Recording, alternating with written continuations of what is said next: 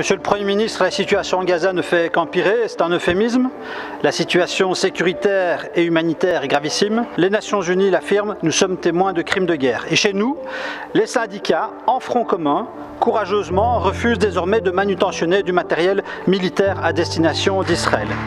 Par ailleurs, depuis 2009, la Belgique n'exporte plus d'armes vers Israël, des armes qui renforceraient sa capacité militaire.